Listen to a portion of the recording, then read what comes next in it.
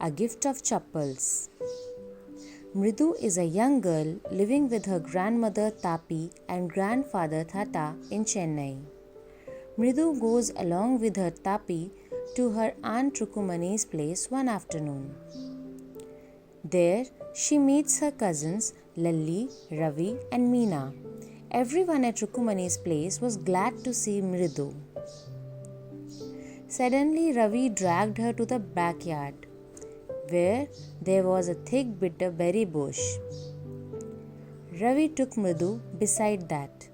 There was a small kitten inside a torn football. The cat was busy drinking milk that was kept inside a half shell of a coconut. Meena informed Mridu that they have found the kitten outside the gate in the morning. But they must keep it as a secret, otherwise, the grandmother will leave their house immediately. Ravi was upset that they were being taught to be kind towards animals, but when he was trying to do so, elders were screaming at them, calling the kitten a dirty creature. His grandmother was suspicious while he was taking out milk for the kitten from the kitchen, so he had to drink more than the half of milk to make her believe that it was for him. Ravi told Mridu that they have named the kitten as Mahendran. Mridu loved the name because it sounded real, unlike those cute ones people keep for kittens. Ravi told her that its complete name was Mahendra Varma Pallava Ponai and MP Ponai in short. He informed her that he could make it from its fur that it was a fine breed cat, a close relative of lion family like the one that Pallava kings used in their emblem. He proudly announces that his small kitten is the descendant of Mahabalipuram Rishi cat. He reminded her of cats being worshipped in ancient Egypt. He believed it to be a descendant of cat goddess Bastet.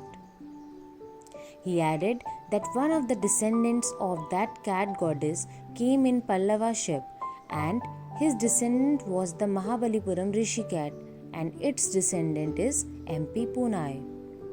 Ravi was busy in making all proud announcements about his cat when a weird sound screech came from the window. Mridu was shocked while Mahendran was frightened. Mahendran jumped with fear on a tray of red chilies kept under the sun for drying and tried to hide beneath it. With the screeching noise in the background, Mridu inquired what it was. Ravi informed her that it was Lalli learning to play the violin.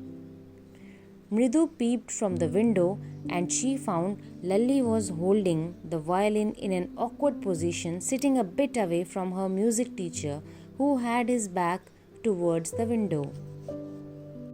The teacher was bald with a fringe of oiled black hair falling around his ears. There was a gold chain in the neck and a ring on his hand. He had a big toe with which he was thumping the ground. He was playing the notes perfectly on the violin. Lalli was struggling hard with violin. Her teacher's tracks were filled with melody while Lalli continued missing the notes. Children were having fun peeping from the window when Rukumani called Ravi to send the beggar away. Rukumani was fed up with the beggar coming to their place for a week now and wanted him to find another house. Till then, the beggar had made himself comfortable at the garden. He was leaning against the neem tree with his upper cloth spread under it. The beggar was about to sleep when he heard Ravi asking him to leave.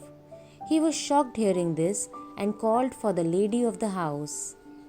An irritated Rukumani told Ravi that there wasn't anything left in the kitchen and asked the beggar not to come again.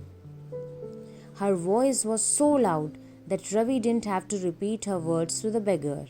The beggar told him that he would leave after taking rest for a while. It was too hot outside and there were blisters in beggar's feet. The children were in pain seeing this and started making plans to give him chappals. Mridu remembered seeing a pair of old grey chappals while she entered Ravi's house. She asked Ravi whom they belonged to. Ravi took the chappals and gave it to the beggar and asked him not to come again. The beggar went away wearing the chappals and blessing the children. It was the time for the music teacher to leave. He was looking for his chappals. He called Lalli and they looked everywhere but didn't find them. Lalli informed Rukumani about it. Rukumani questioned the children if they had seen anyone picking up the chappals. Rukumani was really angry and Mridu couldn't control anymore. She told her that they have given the music teacher's chappals to the beggar.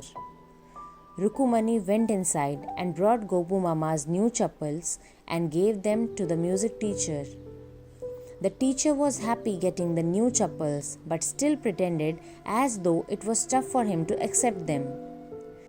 The teacher called Ravi a monkey, an incarnation of Lord Hanuman, which seemed clear that Rukumani didn't like. She wanted the teacher to leave immediately. After he left, she called the children home and offered them some snacks. She thanked God that Gopu Mama doesn't go to office in chappals but needed them after coming home immediately. She wondered how their Gopu Mama will react when she will tell him that she gave his chappals to the music master. It was clear that Rukumani was going to take all blame on her.